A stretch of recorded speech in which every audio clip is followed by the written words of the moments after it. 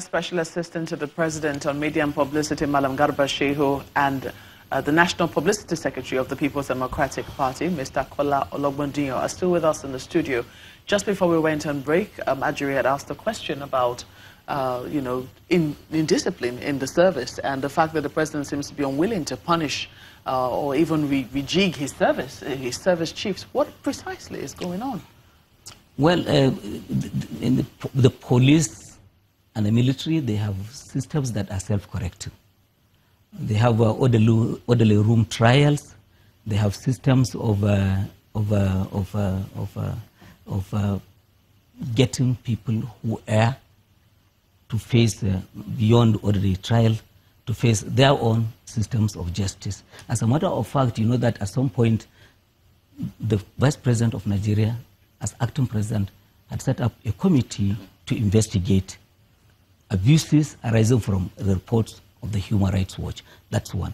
Two, that in the aftermath of the criticism coming from General Tiwat and Juma, the Nigerian army has set up a panel which has visibly gone there and had undertaken investigation, and I believe that they will be turning in their reports and that disciplinary action will be taken. So there is nobody who can be justified in making allegations that we're protecting people who are Mr. Shehu, at this juncture, let's make a transition to some of the comments made by the Vice President, as we heard in the report, particularly around what government is doing or not doing about the economy and about infrastructure and about some of the social challenges we face. We know that there is the school feeding program. We know that there's the social investment program. But people are looking at some of these measures and saying not only are they underfunded, but there's also problems in terms of implementation and execution. What are your thoughts when you hear the Vice President talking about the need for government to provide these opportunities? What are your thoughts about their ability to actually deliver those things that they want to provide? Well, government spending is limited by funding that is available to government. Appropriation that is made available for projects such as we have mentioned, the social investment scheme. I think that by and large, what the government has been trying to do is to expand the space for the private individual, to ease the environment for doing business in this country, so that people will seek self-actualization.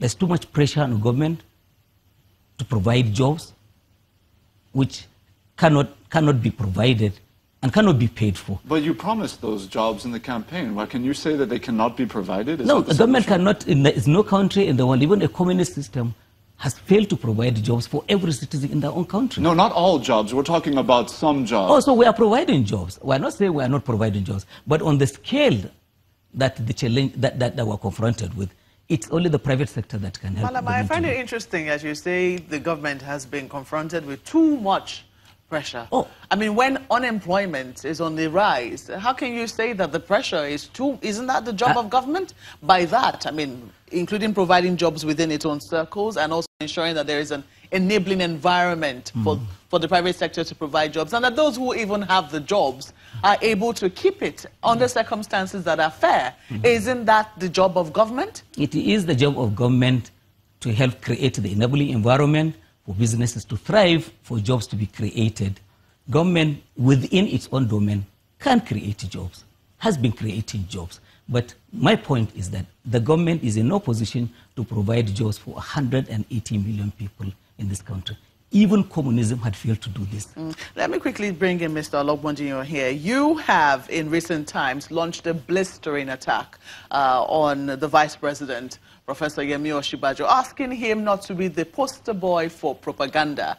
And that would seem because in the last couple of weeks or so, the Vice President, at almost every opportunity he's had now, has talked about how corruption was prevalent under the previous administration. And, your party doesn't seem to be taking kindly to it. What has caused, I mean, don't you think that he's being correct? Or some of the figures that he has talked about are being correct? Is he wrong in terms of what he said? The People's Democratic Party believes.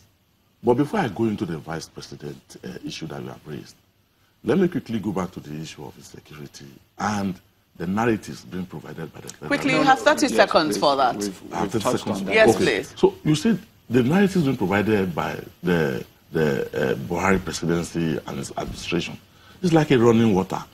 It's very fluid. First, we had a blocking of cattle routes. From blocking of cattle routes, we had the issues bordering on. We need to create cattle colony. From issues of cattle colony, we went to, is a Sahelian, is a Libyan. Your point being that? Your point is? Our point is that the federal government has not taken any strategic measure to engage the asymmetry war situation that we have in the country today. That's our point. We are just sitting down and saying, let's bring up this excuse. Okay, you sell that to the people. If it doesn't stick, let's look for another one. So it doesn't look as if the federal government is being strategic. He will have his 30 seconds to respond to that. Now let's go to the issue of the vice president. Yes. Mr. Vice President is going around the nation and banding figures that he cannot substantiate. Banding? Yes, it's banding figures that he cannot substantiate. And we have said that over and over. You go to somewhere, you say, $3 billion was stolen. And it has turned to, by now, it has become 1 trillion naira. What is the meaning of that? What does that mean to you? Mr. Ologbondiyan. It has no meaning. Let me make my point. I've been patient. Please conclude your point, patient please. Go ahead. You understand? What is the meaning of that? We have said that we establish all the agencies of fighting corruption in Nigeria today. The People's Democratic Government is just that. And we are not averse to the trial, real trial, not political trial or media trial, of members of our party who are alleged or who are found to have involved themselves in corruption. But what do you find today? Let me give you a typical example. Governor Shema, former Governor Shema of Katsina State, on a singular count, on a singular issue, is in 3 different courts of the same jurisdiction. Previously, it was in 2 courts of the same jurisdiction, on the same issue.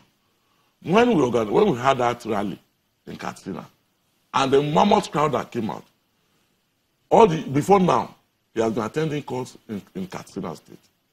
They dragged him to Abuja, to a federal high court, on the same issue, the 3rd court. What do you make of that?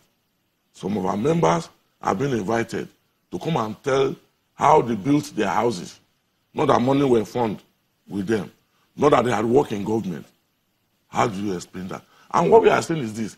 The vice president cannot continue to go around the nation and be banding figures. If you have allegation, he's a professor of law. Let me make this point, please. It's very valid. He's a professor of law. And our law provides that you are innocent until you are convicted. Yeah, so the issue... Mr. President,